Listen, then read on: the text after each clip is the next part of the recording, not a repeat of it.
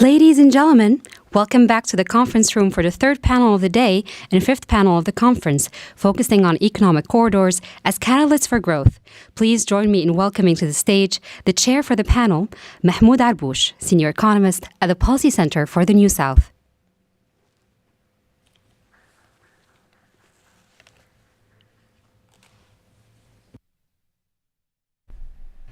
And now, please welcome to the stage the speakers for this session. Arkebe Oqubay Metiku, British Academy Global Professor at SOAS University of London.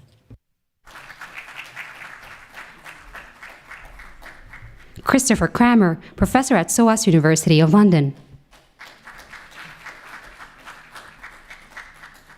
Pierre Nguimkeu, Director of the Africa Growth Initiative in the Global Economy and Developments Program at Brookings.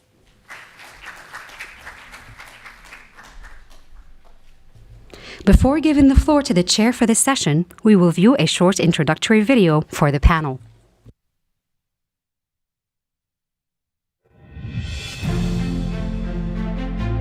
Economic corridors represent a strategic approach to addressing Africa's persistent infrastructure deficits and high trade costs that constrain continental integration. By connecting regions through coordinated investment in transportation networks, trade facilitation, and regulatory harmonization, corridors can significantly reduce the costs of moving goods across borders, currently among the highest in the world. Africa's infrastructure gaps, particularly in road networks and ports, directly constrain trade competitiveness and limit participation in regional and global value chains. Successful corridors tackle both hard infrastructure needs and soft constraints like inefficient custom procedures, which together can impose trade costs equivalent to substantial tariffs. Beyond physical connectivity, economic corridors create opportunities for strategic industrial development, enhanced productivity, and more inclusive growth patterns. However, realizing these benefits requires addressing implementation challenges, including coordination across multiple jurisdictions, sustainable financing models, and ensuring benefits extend beyond major economic hubs. What financing models can effectively mobilize the significant resources needed for economic corridor development? How can corridor governance frameworks balance national priorities with regional integration objectives? What complementary policies and interventions are needed to ensure economic corridors deliver inclusive benefits beyond their immediate geographic scope?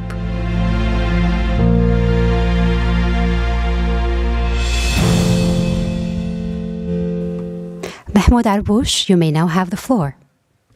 Good afternoon and welcome to the fifth session of our Africa Economic Symposium, where we'll be discussing economic corridors as catalysts for growth in Africa. Before delving into our session, I invite you to a cloud word voting session, where I please invite you to use your PCNS event application, go into Interactivity tab, and answer using only one word the following question. Which factor most significantly hinders African trade, particularly for landlocked countries? Let's take a moment to compile the answers. I mean, the question is, in your opinion, what's that one factor which represents the main impediment to African regional integration? I can see infrastructure, tariffs, politics, financing. Politics is getting bigger, but infrastructure is still the main word. Corruption, cooperation, commitment, fragmentation. So it's clear that we are all converging into the point that infrastructure is the main impediment for Africa's regional integration. Okay, I think we can go with our session.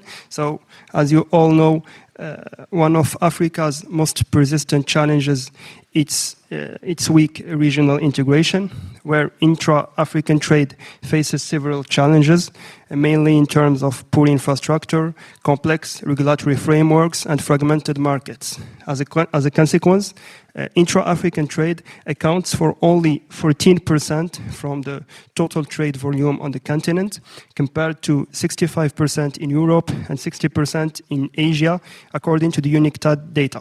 And these low levels of trade within Africa are largely attributed to inadequate transport infrastructure that fails facilitating the transportation of goods between countries. With its vast distances, poor road infrastructure, limited rail networks, and limited port capacity, logistic costs in Africa are estimated to be 50 to 175% higher than in developed regions, according to the World Bank.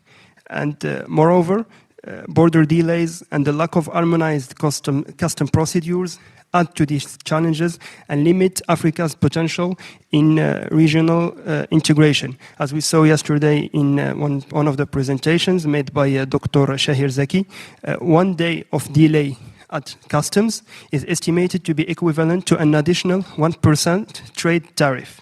So to addressing these challenges calls for massive investments in transportation and logistics infrastructure. But considering that for the vast majority of African countries, there is tight fiscal spaces and relatively unsustainable public debt levels, this leaves little to no room for heavy public intervention.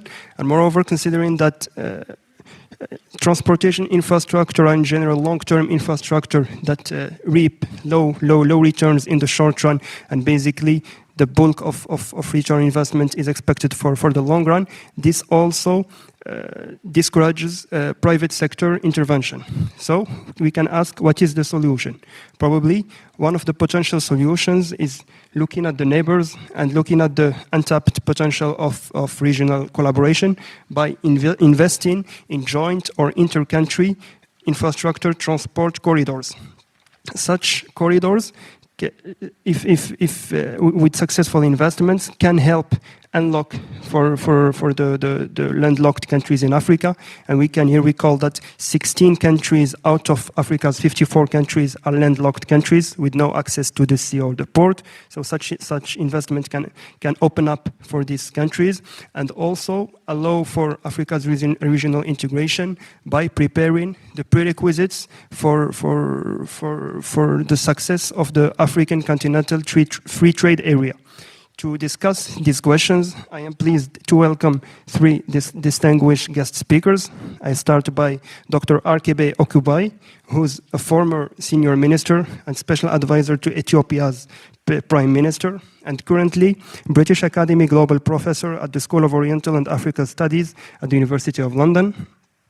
We have also Dr. Christopher Cramer, who's professor of the political economy of development at the same university. And last but not least, Dr. Pierre Nguimkeu, director of the Africa Growth Initiative in the Global Economy and Development Program at Brookings Institute. I will start by addressing a question to Dr. Arkebe. In your opinion, and based on your leadership in Ethiopia's industrial transformation, what are the key conditions for economic corridors in Africa to move beyond being simple transit routes and become true platforms for industrialization and regional value creation? Dr. Arkebe, the floor is yours. Thank you very much. First, I would like to highlight we need to put in context that the African Continental Free Trade Area has not been a disaster.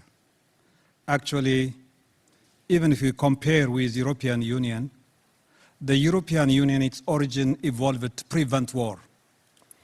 This was in post-war, World War II. When we look at the African context, OAU was founded in 1963, and almost all countries became independent in the 60s. And African Union was developed or founded end of the around 2000.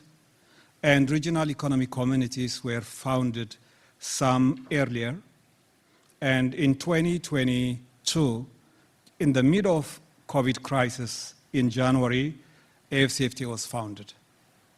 So we see bold commitment from African leaders, and it's only 3 or 4 years since the journey has started. So it's important to put this context because there is over-expectation and we have to relate with the reality. The topic of today is on economic corridors.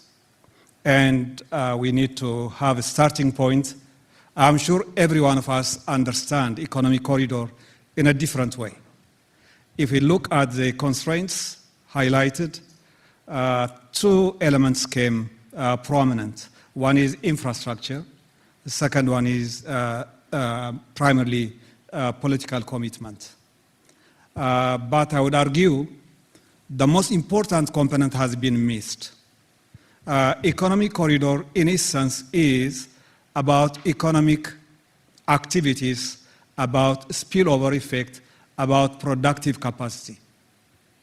The infrastructure is needed to transport manufactured goods, produce goods. You need to have growth poles. Actually, development and economic growth is about economic corridors. This could be within a city and locality, within national boundary, across regions. And as a starting point, I want to start from Morocco. One of the best examples of development of economic corridor within national boundary, we can see it in Morocco. And this is the coastal area that goes from Tanger Med to Rabat, Kinatra, to Casablanca, and now on the extreme North Mediterranean, also the new Nador development, which will contribute to Eastern Morocco. This is essentially what economic corridor means. Significant and ambitious port development, significant and ambitious industrial clusters of automotive, aerospace, textile, and also urban centers around this, including city of Tanger and all cities becoming a major hub. So the economic corridor concept is primarily about economic productivity, about productive capacity, about urbanization, about infrastructure. Interregional, we are aware about ECOWAS or SADC or Eastern African Community, but there are many economic corridors around this. In East Africa, where I also know much better, one of the corridors is, for instance, Djibouti-Addis Ababa, which combines Djibouti and also Ethiopia. This economic corridor started to evolve 120 years back with the development of the French-built railway line. And all cities evolved during this time. And city of Addis Ababa is only 125 years old and started to evolve also part of this process. So all the cities have been developed around here. The manufacturing capacity is concentrated here, and we see a lot of economic agglomeration. We see in a similar way in Kenya, going the corridor up to Uganda. We also see from Tanzania side going up to Rwanda, and we see from Tanzania also going through to Zambia. And a key challenge in all corridors is primarily all these have connectivity. There are railway lines, there are roads, but the economic activity around this corridor is not expanding, has not expanded as it has to be. So a key policy here is, it's not about the intergovernments agreement. It's primarily in the failure of industrial policy, productive transformation capacity within each country. If there is no agglomeration within that boundary, you cannot expect it to spill over across the neighboring countries. So a major challenge, a policy challenge is how do we vitalize the economic activity, productive capacities, production linkages, and I'm not only referring about manufacturing, it includes mineral resources development, agricultural belts, and also manufacturing activities, which may also combine services. The second element is infrastructure, especially connectivity, energy, and also ICT. And a third element is the soft element. Even if there is infrastructure, actually, there must be harmonized customs process. There must be no tariffs. There must be non-tariff barriers. And here, we are lagging so much, and this is where political commitment plays a role. I can give you an example. Milk, Uganda has developed significant capacity in milk production. They produce now 5 billion liters. And there is tension when they export to Kenya. And almost over 1 million tons of milk was destroyed because of delays of non-tariff when this milk was to be sold in Kenya. So the soft element, the customs harmonization, is quite absolutely important. And of course, I want to highlight the bigger picture. We need to have a framework, policy, and political commitment at continental level, at regional level, and also at national level. And I want to emphasize, this morning I heard a very interesting point about ECOWAS, that we need to focus on economic growth, on economic activity, rather than weakening these regional economic communities because of other political factors. Thank you. Thank you, Dr. Arkebe, for your valuable insights and thank you for your insights and this macroeconomic view. Moving to more microeconomic questions. My second question is addressed to Dr. Christopher. In your opinion, how can economic corridors drive the kind of deep structural transformation much needed to reduce poverty in Africa? And what lessons from countries like Mozambique, South Africa, and Ethiopia, countries you worked on, I imagine, illustrate the link between corridor development and improved livelihoods? The floor is yours, Dr. Christopher.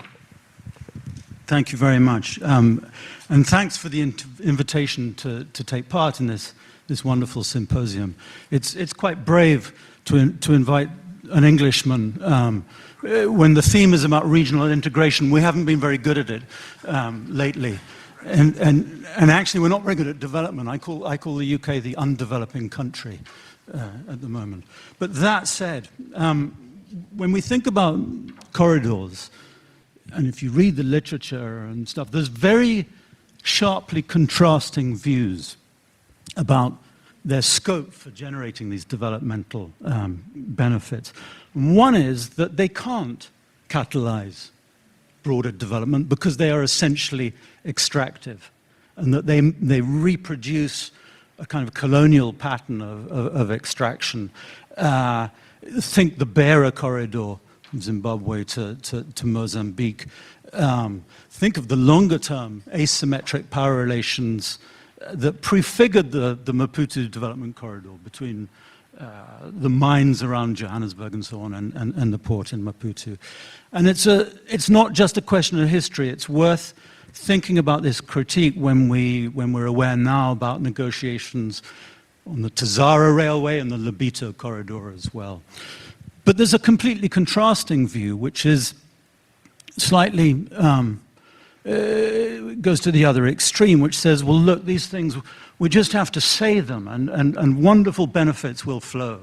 And if we put down a road, everything will turn out beautifully with no friction, and there'll be a kind of win-win development. It'll be sustainable as well. And so, of course, in reality, nothing is ever either or, one or the other. So the question is, well, what makes the difference? And I'd like to see more of a comparative study of these on the continent. But in the meantime, I think there are some issues that are critical. And one is, it makes a difference whether or not a corridor is linked to and backed by a real development strategy. not a wish list, a strategy.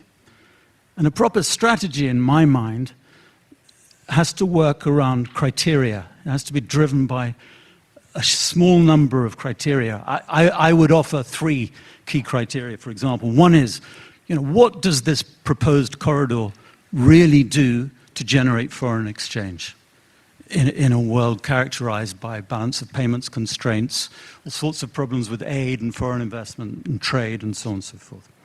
The second criterion is, what really will this corridor do for jobs? I'm going to come back to this example with examples in a moment. What kind of jobs, directly and indirectly, does it have the potential to generate? And thirdly, are we thinking of a particular corridor in terms of its scope to generate domestic productivity gains and technical skills? Because it isn't always necessarily the case. Some of these spatial development initiatives or corridors, they can be a little bit speculative.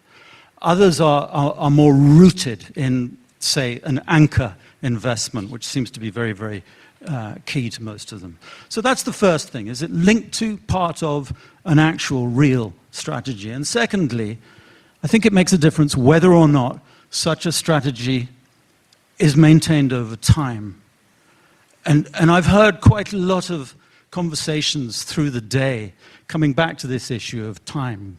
And it raises a question in my mind about how we institutionalized the ability to allow for projects to take a lot of time. Development corridors, like regional integration programs, they're not quick fixes, they're not overnight things, they take a very great deal of time, and that's quite difficult to kind of plan for.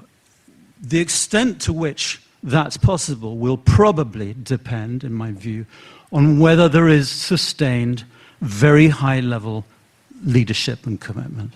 And you have to think, where does that commitment come from? When these corridors go between countries, that's particularly important. So if we think about the South Africa-Mozambique, the Maputo Development Corridor, early on, Faisal will correct me if I'm wrong, but that rested a lot on a high level of interest and trust between Presidents Mandela and Chissano. And I think a rather interesting thing is, the Maputo Development Corridor is by no means a failure, but it's not perfect. And one of the things that happened was that high-level leadership and trust faded over time with different political leaderships. It didn't last, and it made it much more difficult to coordinate all the interests. So if you're expecting a corridor that goes from some manufacturing or some mining interests in a part of South Africa, all the way through various provinces within the country, through to another country, to Mozambique and to the port there. Think of the interest groups, the regional, provincial level governments, the different ministries involved, the private sector firms, the people whose land, roads and rail will pass through. Coordinating all of those interests is phenomenally difficult. And one little example of where I think that went wrong in the Maputo Development Corridor was with the management of water on the Mozambican side of the border. The expectation had been that the corridor would unlock wonderful agricultural and agro-export developments, and it didn't really happen, that densification, that deepening. And one main reason is it proved very, very difficult to coordinate water management interests. So as the leadership and the development strategy waned, that agricultural densification didn't come through. Another problem was with a massive investment in Mozambique, which was the Mozal aluminium smelter. It became what many observers, including the World Bank, call a classic enclave. It wasn't negotiated. The price deals with BHP, Billiton, etc., were not negotiated in any way that could promote domestic inputs and supply chains or further value addition beyond the very basic smelting inside Mozambique. There were long-term supply agreements negotiated that precluded that, and that was a real shame. The time element came back because of the institutional problems within Transnet in South Africa, which held back a lot of the upgrade of the rail link, which I think is kind of happening now. So I'm probably out of time. There's more to say. Maybe we'll come back to it. I'd like to talk about the broad context. Again, it comes back to time. What is the global idea and policy context within which people conceive corridors at different moments? Somebody this morning mentioned the idea of windows of opportunity, and I'll come back to that maybe as we talk a bit more later. The one final thing I'll just very briefly mention is, I think that potential for catalyzing development depends on whether there is a kind of open source technology along the infrastructure. If you build a road, you upgrade a road, are you going to let whoever wants to trade along there, set up their little business? Or as for at least for a while along the N4 highway in South Africa happened, are you going to exclude those people who felt they had livelihoods that could be improved like that? I think a kind of open access institutionalization matters a lot. I'll stop there. Thank you.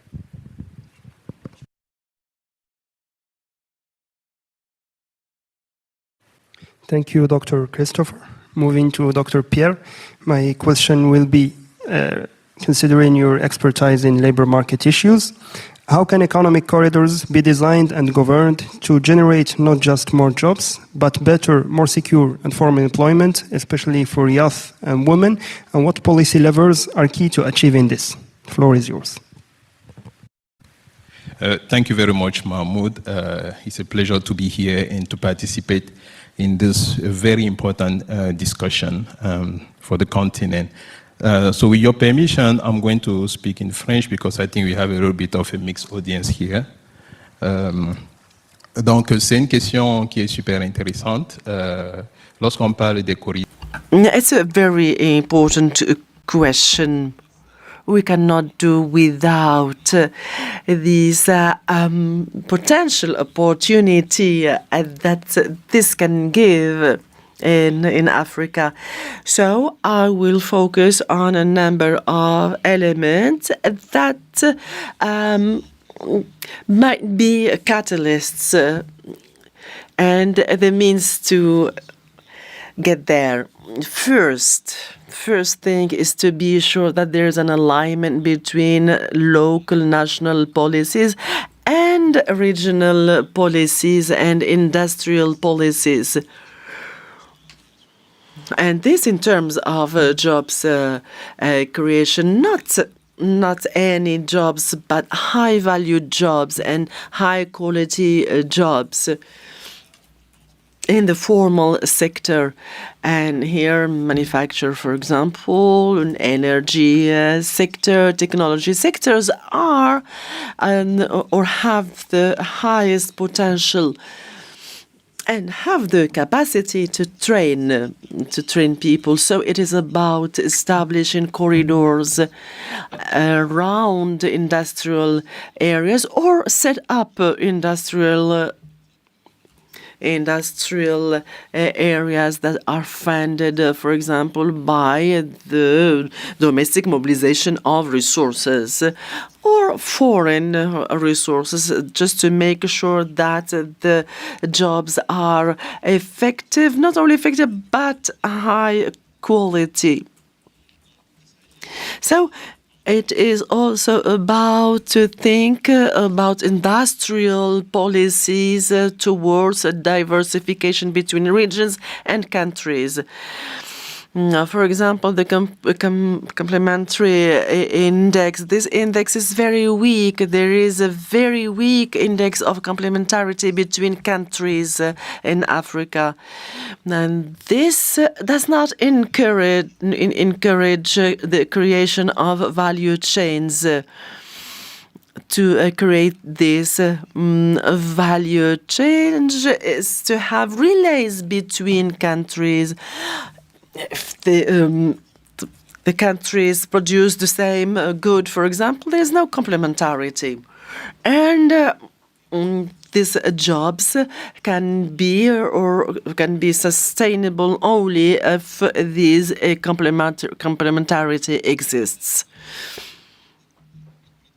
So economic corridors should be there as catalysts of a trans-border value chain. And we need also to think about the financial models of these corridors and to be more innovative and creative in seeking solutions. For example, countries rich in resources could use these resources as collateral to create corridors, for example, and set up corridors. These where classical and conventional financial policies and modes are ineffective. This was the first point. The second point, it's in terms of complementarity that we need to have in terms of talents. Yes, we need to set up jobs, but we need to create talent development programs for young people. So these young people are efficient on the market of employment, and this could be supported by public-private partnerships or adapted programs for the industrial zones that will be situated around the corridors. The third point is formalization or moving from the informal to formal sectors. We know that up to 90% of jobs are in the informal, and it's a real issue.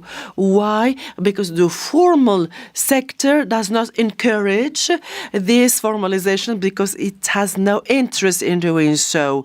Do we have social protection, social coverage? So these are some examples of some benefits of formalizing the informal sector. So we need to put in place policies so that formal sector becomes attractive. Because in the formal we have more stable jobs, more productive jobs, for example. And to finish with, there are 2 points I would like to mention. We are speaking about corridors, and here we see roads, railroad, but there is one important thing not to forget about is air corridors. So can we leave one country to another country in an easy way via air corridors? For certain countries, for example, to move from one African country to another, we have to go via Europe. I was a student in Côte d'Ivoire, and I had to go through France to go to the country I was studying in, and now, fortunately, we have Royal Air Maroc and other companies that have the capacities, but that do these flights within Africa. But we need to extend this network. And then we have the digital corridors. In terms of infrastructure, we need that industrial zones, they have to be connected via the internet, high level connection when we do operation for e-commerce, communication, etc. between countries. We need this to be efficient. These are some of the points I had on mind in the context of corridors and corridors as efficient catalyst for the economic integration in Africa. And these jobs, we need to create them both in urban and rural areas, but these jobs need to be inclusive and generate growth, etc. Thank you. Merci. Giving the floor to the audience for the Q&A session, I would just like to briefly react and give a second round of questions to our panelists. I'll start again in the same order by Dr. Arkebe. Just reacting to your point on intergovernment agreements and industrial policy, and considering that these economic corridors are joint investment, in your opinion, how can we reconcile between national interests and regional cooperation obligations in order to avoid a politicization of these infrastructure investments? I think the only viable way to avoid such contention or conflict of interest among even neighboring countries trying to work together on economic corridors is we have to make the pie bigger. As far as the pie is limited, there will definitely be a fight. We can see in regional economic corridors, for instance, in southern regions, SADC, some of the countries do not see it, that they are equally benefiting like South Africa. So a solution to this is first, how to promote complementarity. Everyone has to benefit from that process. We also hear the same tension within European Union. Not every member of European Union equally benefits. And this happens mainly when there is slow growth. So the key issue for me is how do we ensure these economic corridors or the growth poles can grow faster is one key element. And also the economic opportunities need to be diversified. How can we trigger growth across the whole corridor? How can some of the countries which have better capacity also are distant enough to accommodate also interests of the other countries is quite important. If I may also, I want to highlight one important element. If we look from the perspective of economic corridor as primarily as economic drivers or production drivers, we have to remember that successful corridors develop when the state plays critical role.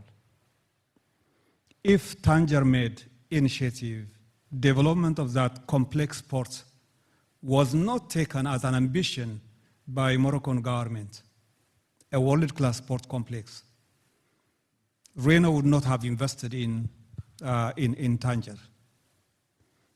Or even later on, Peugeot may not have invested near Rabat.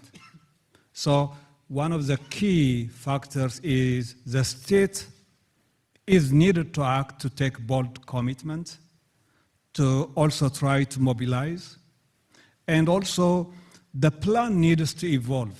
If we look at this corridor that developed in Morocco, Morocco didn't build a giant project at one time. It has used a phased approach, which allows some learning, which allows to expand by phases. And this is also very important because plans do not go as we envisage. Even cities do not grow equally. Some cities grow faster than other cities for many, many reasons. So a key point I want to emphasize is championship of the government is important. It's not about crowding out the private sector, but it's also taking the initial measure, giving signals so that the private sector can invest also extensively. Thank you, Dr. Arkebe. Moving to Dr. Christopher, maybe very quickly, no more than 3 or 4 minutes. My second question is about the inclusiveness of these economic corridors. In your opinion, how can we ensure that economic corridors benefit peripheral regions and marginalized communities and avoid that these economic corridors reinforce the existing inequalities? Thank you for that. I mean, I would go back to the themes we've already been talking about. So I think one way you ensure that is through this role of the state that Arkebe is talking about. And if we go back again to my example of the Maputo corridor, I think certainly in Mozambique, most people would agree it has not been as inclusive as it might have been. So I gave one example, which was about the lack of densification on the Mozambican side in Komati Valley in agriculture. So getting those institutional decisions right around not only land but water access, use and stuff would have helped with that. Arguably, when the aluminium smelter plant, the Moselle plant deal, which was an important anchor investment next to the port and so on, when that was negotiated, there was very, very little provision for broader, direct forms of inclusiveness. And I think, what that tells me is that we need to pay attention to the capacity to and the will to negotiate. And there are two constraints on negotiation. And one is what we commonly call policy space, what I think of as idea time. Do we live in a global world where it is encouraged to negotiate those extra benefits? And I think at the time in the mid-90s, at the heyday of the Washington Consensus and so on, that wasn't really the case then. And the other constraint on negotiation is domestic political economy.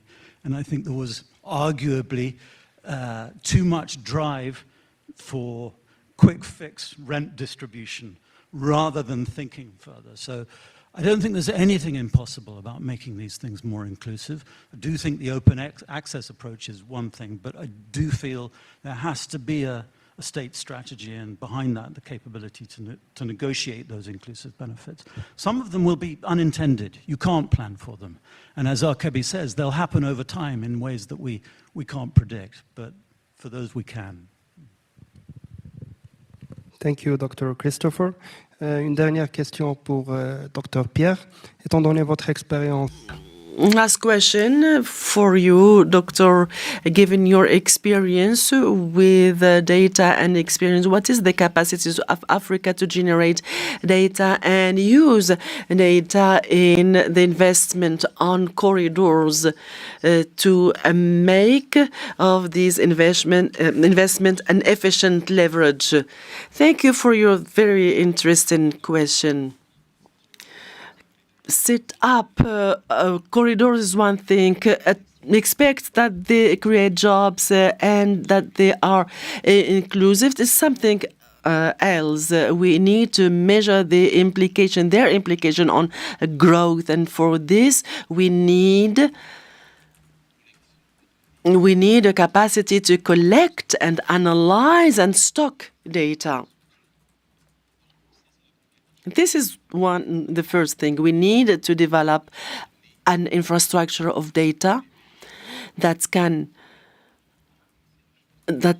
really can embrace this project to have this quantity aspect.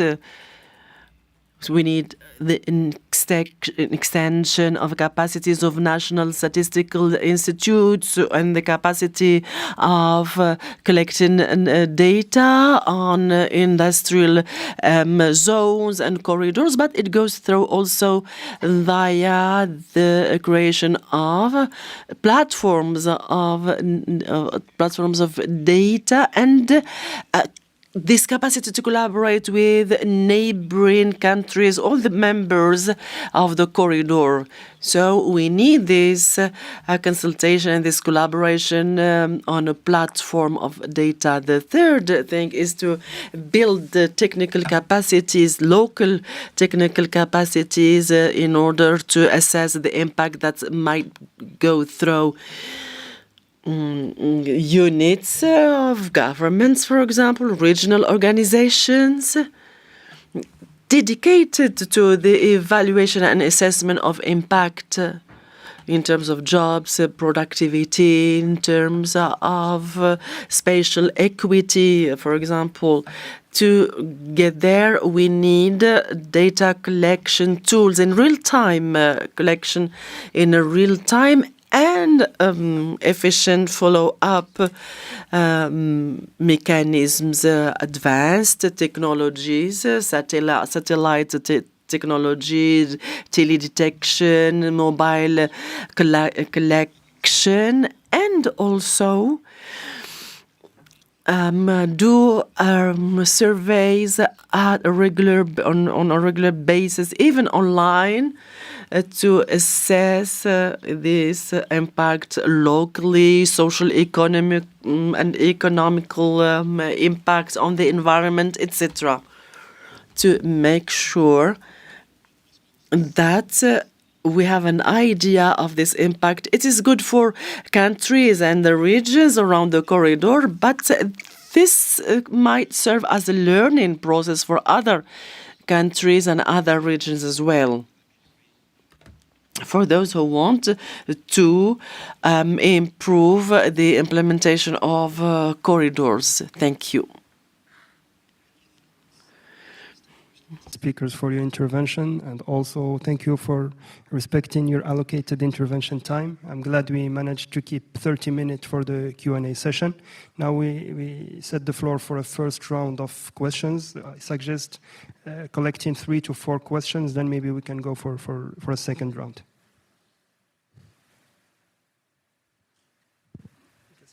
Une question ici. Please introduce yourself before asking the question.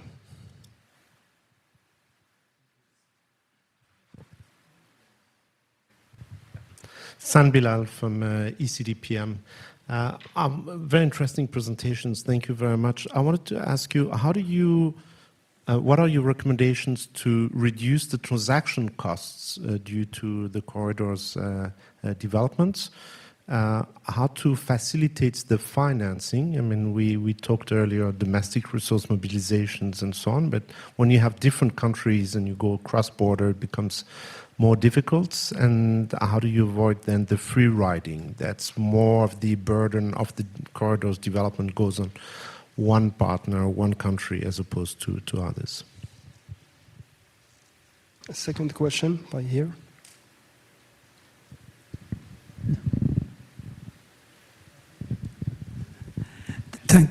Thank you very much. It's really very exciting and really nice presentations. It builds on the discussion we had early on in FCFTA. I have one question really, and this question is triggered by what Chris was saying, how this economic corridor should be linked to a proper strategy. Now, the corridors built during the colonial period had a strategy, clear strategy. There's a country, there's raw material we need. We bring investors, large investors, they invest, they produce. They knew exactly what products to transport, and the corridor was established all the way to the port because it's good just to go up to the north. It's very clear. I get a bit worried when we talk about corridors now because there is not intentional, but implication that build the corridor and things will happen. Trade will happen.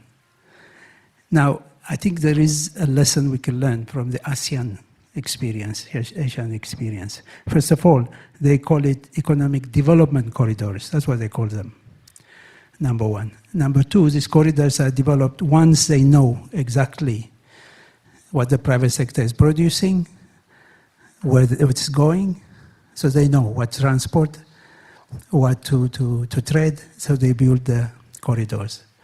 And thirdly, these corridors are not one end to the other. Across the corridor, production capacities are encouraged to develop. And then the role of the state becomes critical.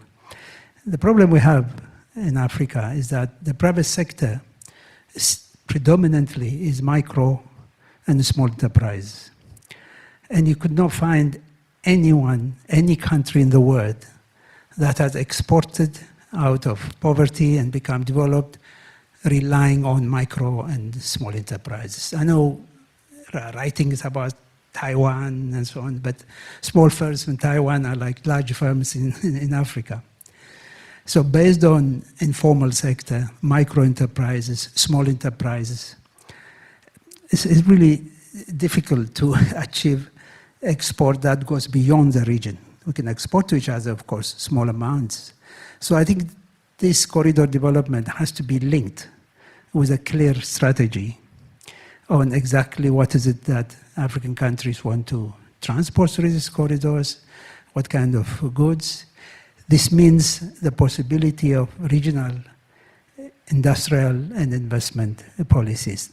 I know this is not easy at regional level, but I think this should be considered. Thank you.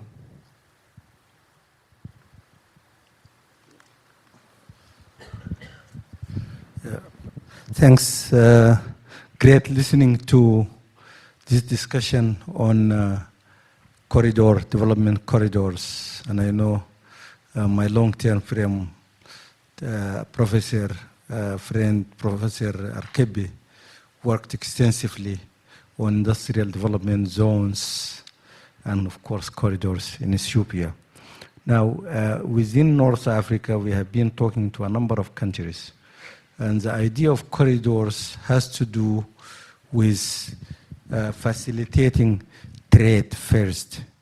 Some countries have manufacturing capacity, and then they want to import raw material from other countries and manufacture goods that can sell them to countries along the corridor. So this is a very big business, very big undertaking. That requires huge infrastructure and financing.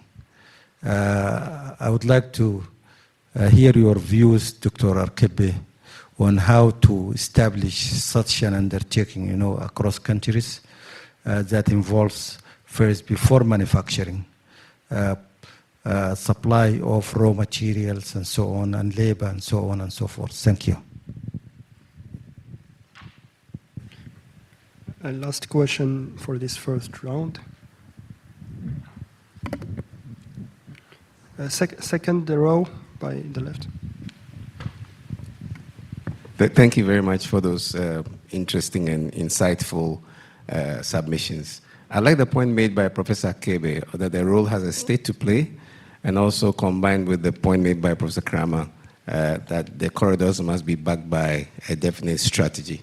It seems to me that our development of corridors does not take into consideration the opportunities we have among our South African countries.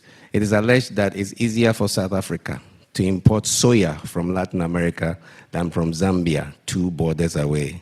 Angola imports beef from Brazil and ignores South Africa's massive beef industry next door.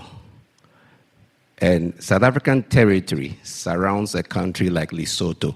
Lesotho has abundance of salt, but South Africa was apparently buying from Malaysia. Now, is there an issue of political will? Is there an issue that we are oblivious to the opportunities we have among ourselves? And to what extent are these corridors, as Professor Cramer said, backed by an intentional strategy to maximize intra-Africa trade and regional growth? Thank you. Thank you. Maybe we answer these first 4 questions. Who want to go first? Okay, Dr. Arkebe. Let me try to answer 1 or 2 questions raised. The first point, when we think about economic corridor, we shouldn't think about the mega project scale. Let's be realistic. If we look at the cycle to build a road is around 10 years. Studying, surveying, geological, then tendering, procurement, financing, then construction. It's quite a long process. Hydropower is about 10 years. If it's going to be a mega project, the big risk is part of that mega project is implemented, but for some external reason, it could be due to conflict or anything, part of it may not be completed, which means the whole corridor the infrastructure cannot provide benefits. These are all the risks we have to bear in mind. The cost of money now has increased significantly. As we all know, the investment in the financing in infrastructure being made available is now coming from the private sector by significant interest rate. So there are huge risks, and African governments have huge responsibilities, even making education and health available. So this context is important. How do we manage, how do we have bigger ambition, but also contain the risks is an important strategic issue. The way I see it is, let's try to look at Abidjan-Lagos economic corridor. This ECOWAS corridor is a significant economic corridor. And one practical way to do will be, there must be a division of labor among these countries benefiting from this joint program, that they become responsible for the segment that is within their own national boundary. It makes it easier in terms of legal issues as well, because it's investing in infrastructure is an asset, investing in asset. So one way to manage is ensuring there is a very clear, practical arrangement that some will be implemented within national boundaries. The second aspect is, in many areas, in road construction and railway, the progress of economic solutions in terms of cost is yet to come. But in energy, it's already happening. The new energy solutions, the new digital infrastructure solutions are becoming very, very economical, and we need to look at the new developments that can really make the cost of infrastructure, connectivity much lower. Then the other issue is we have also to, again, any investment made, any financing invested, it has to be repaid. Repayment of this lending or investment is generated from economic activity. A railway may be built with annual capacity of 10 million tons. If only a fraction, 500,000 tons, is being transported, it's not possible to repay. So we have to think about how the economic activity not only go side by side, but they have to go in advance so that the cost of infrastructure, the repayment can be made quite easier. These are some of the practical approaches we need to think of. In view of the political constraints, there will always be political constraints. Neighborhood, you don't choose. The governments, for many reasons, historical, etc., there will be always some difficulties. So we have to cope with all these possibilities, but I would strongly emphasize about the focus on productive capacity, the focus on economic growth, especially through investment. In investment, a major part that can be improved is on the policy environment. Governments can make easier in terms of their policy predictability, in terms of providing support to private investment, be it foreign or local. And in that area, we haven't gone far enough that will really help us to attract massive productive investment.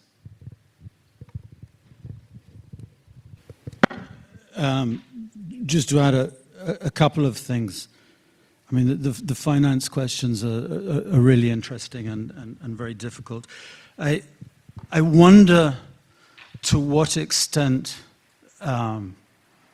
national development banks on the continent and African Development Bank, African Exim Bank, etc., are making these corridors a priority and thinking about them. I mean, for example, in the Maputo Development Corridor, the IDC, Industrial Development Corporation in South Africa, which is a DFI, did play quite a key role in bringing together other finance. But I think that's an issue to focus on, is the role of NDBs, National Development Banks, which is often very limited. Second thing is, what seems to be very, very key in many of these corridors is securing a big anchor investment. an anchor around which other things aggregate. And without that, many of the rest of the gains, including repaying loans and so on, can be very, very slow to come on stream. There's a spatial development initiative near Port Elizabeth in South Africa. Is it Coega, it's called? It's a sort of hinterland corridor, if you like. And for its first about 10 years, my understanding is, it really didn't get going. It was fairly speculative. It was meant to have big employment benefits. Nothing really happened until an anchor investment from the auto sector was secured. It was a truck maker. I think it was a Chinese company. And then what followed was other automotive sector investments and renewable energy, wind turbine investments and so on. Once those things started coming and others built on top of them, you had a couple of extra things that happened. One was local SMEs started to have a market. There was a scope for some input supplies, etc. And the other was jobs. You know, if you contrast Mozal in Mozambique, where there was a 2 billion investment in the 90s, there was only 1,200 permanent jobs as a result of that. But in this lesser known thing near Port Elizabeth, something like 9,000 jobs have been created and rising, and that's the direct jobs. And the indirect ones, coming back to what you were saying, Pierre, are probably not being monitored and measured very effectively. So that anchor investment is a key part of the financing. And Arkebe's point about needing to bear in mind that the finance often needs to be repaid, loans need to be repaid. I'm not against PPPs, but that tends to be the model for many of these things nowadays, and you just have to be very, very careful. And it comes back to the way to be careful is precisely to tie it to an underpinning strategy for generating the forex with which you can help to pay off those things. Tez, it was fun listening to you talking about you know, the colonial strategy and the over-optimism nowadays. It reminded me, if we're allowed to talk about Karl Marx, Marx wrote in this fantastically optimistic way about railways, kind of development corridors in India under British colonialism. And he thought that these things were evil. You know, they were being built by the moneyocracy in England, the basest possible colonial interest.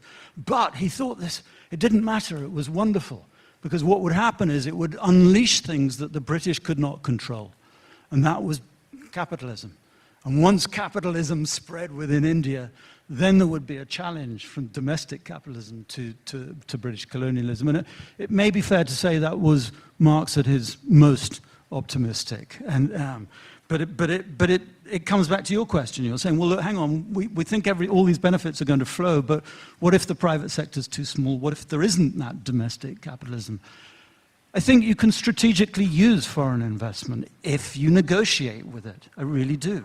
But I think at some point you need, whether it's foreign or domestic, you need some kind of champion investors that can begin to produce those spillover effects and bring that about.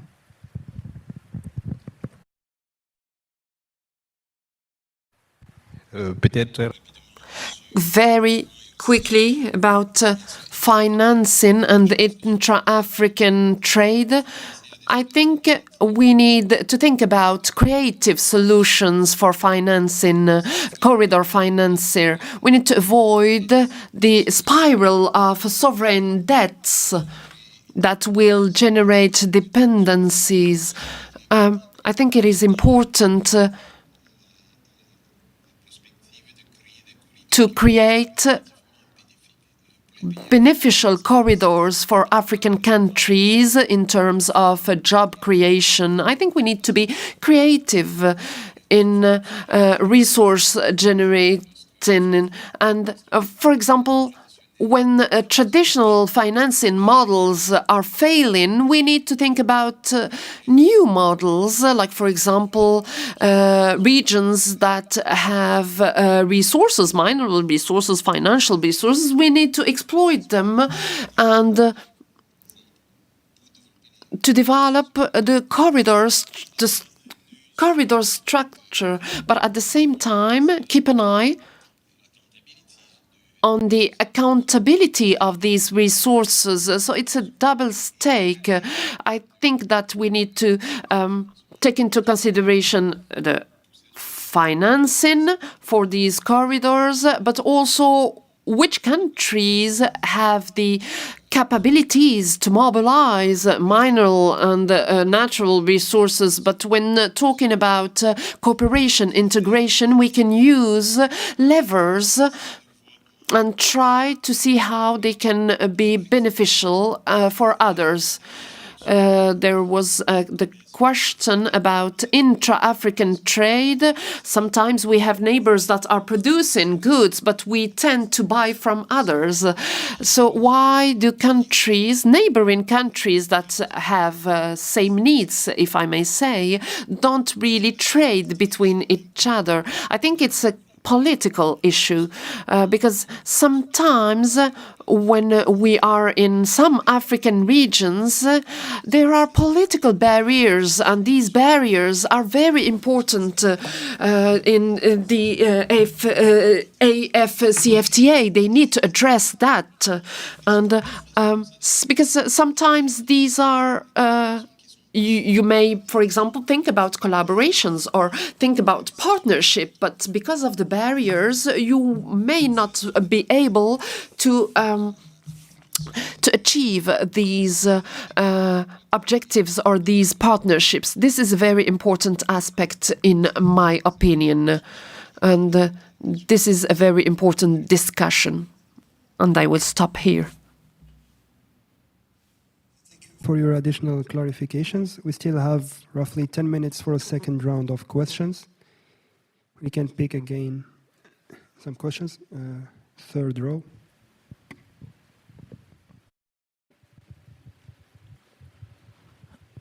Thank you. Mohamed El-Kandili, donc faculté d'économie. Economical University, Al-Jadida. My question is for Mr. Pierre. You mentioned political will and how it is important. So my question is, a corridor is limited geographically. It can be 3 states, 4. There's always a geographical limit. So wouldn't be more interesting in terms of governance of this corridor? Does it need to be centralized or decentralized? If it is centralized, the governance, I mean, does it need to be by a sovereign state, a competitive state, or if it is not centralized, shouldn't we, for example, create intra-African institutions? Because as we are in a trade war with the Chinese and US blocs, and there is an effect of resource exploitation. So wouldn't it be a good idea to integrate African countries, but without really including different trade interests between these 2 blocks, because there's this constraints of these 2 blocks that wouldn't it be a good idea to create a governance under the sovereignty of African countries?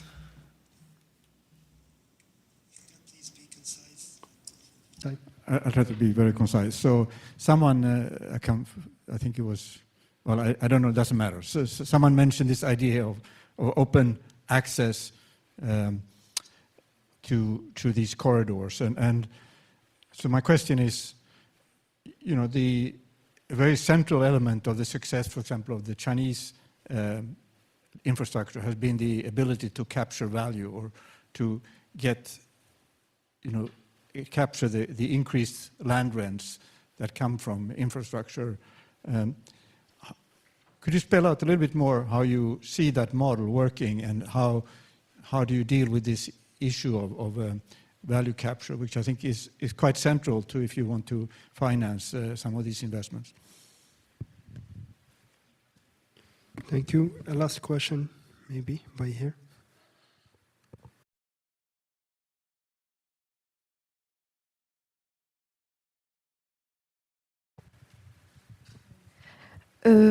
Hello, my name is Shayma Ben Mansour. I'm a student in Master Economic in University Mohammed V.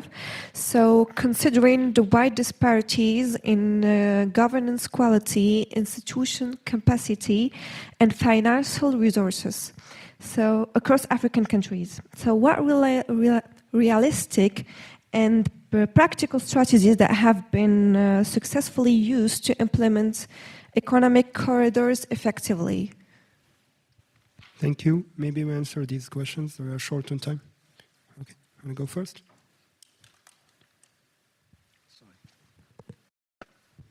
I think many questions have been raised in terms of financing and infrastructure. I want to underline three practical realities and strategies that can really help. The first thing is the countries that have succeeded to make real investment in infrastructure in this continent are countries that have the highest gross capital formation. We have analyzed, researched 25 years of data as part of a study, British Academy funded research on greening of African economic development. And a very interesting data shows Morocco's gross capital formation was about 30%. Another country that heavily invests in infrastructure, Ethiopia, is also around 30%. Much, much higher than South Africa, much, much higher than Nigeria, and many countries who do not make own investment. We know Ethiopia is a low-income country, and Morocco is a low middle-income country. But despite the level of economic development, the decision to make investment in infrastructure is about investing in tomorrow.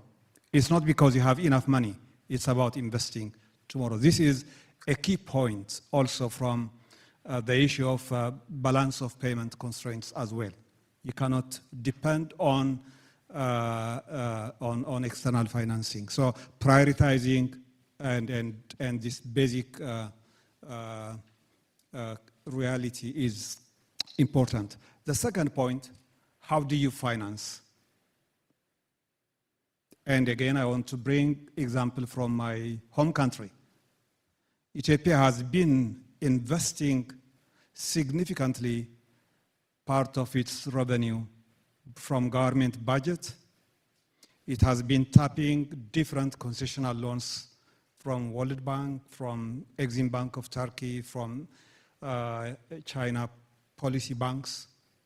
And this has been a basic approach, and mobilization of domestic resources has been the basic strategy.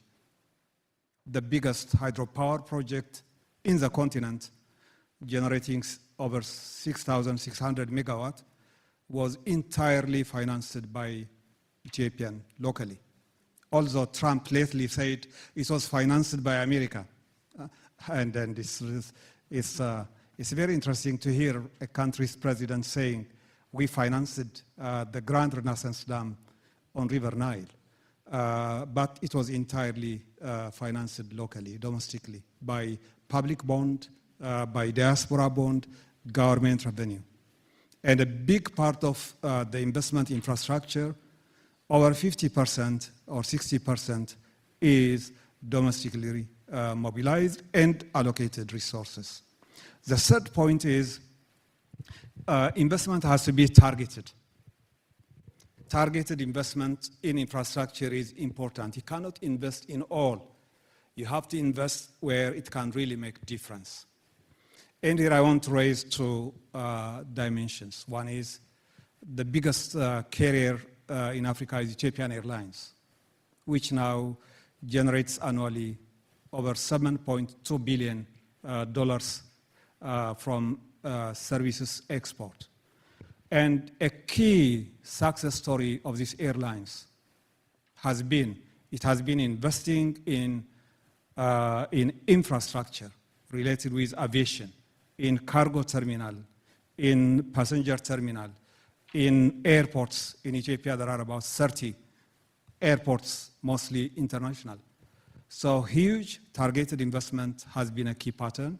And the second has been investing in energy, and particular in green energy, hydropower, wind, etc., has been the basic approach. So it has to be targeted, not because you don't have resources, but you have to ensure that whatever investment brings return and generates productive capacity. So targeting energy is important. Energy is critical for small and medium firms.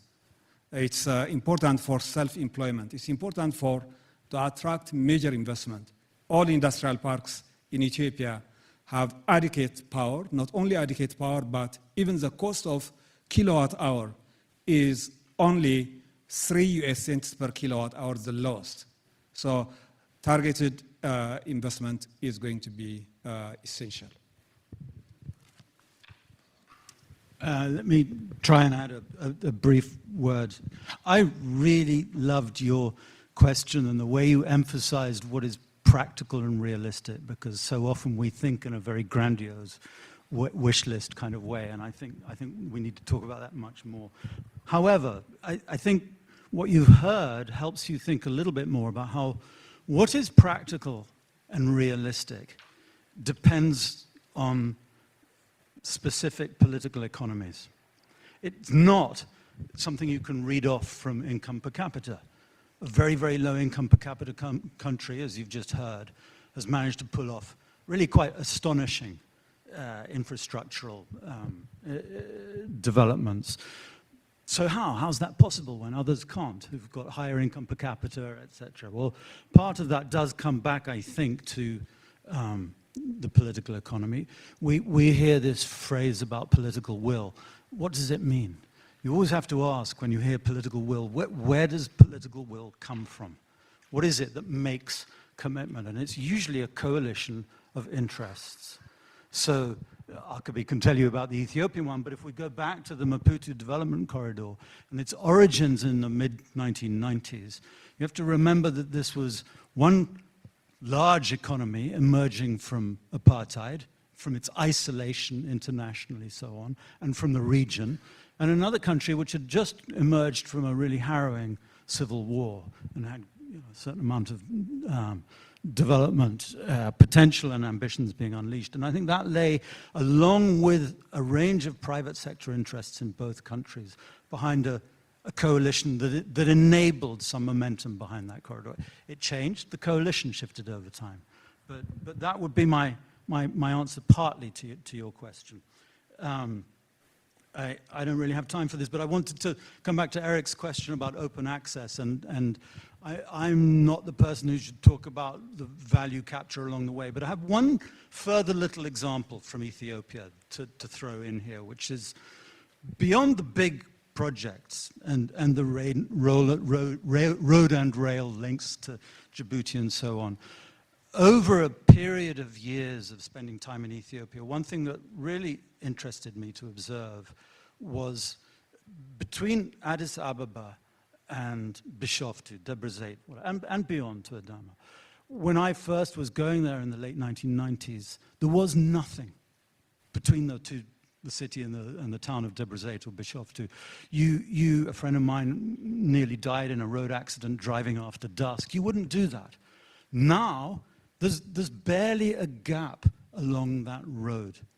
And it's not all planned, I don't think, even by the great planner here. But there's it's small stalls, it's bars, it's businesses, trading, it's services, it's housing, it's it's education, it's all sorts of things. It's a kind of real spillover effect, if you like. And that, I think, is a function of some kind of open value, open access approach to what was possible along that road.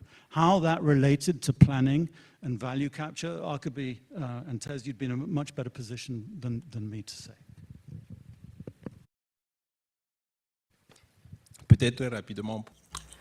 Very quickly to answer your question, I think you are right. The governance issue is very important, but also the political will is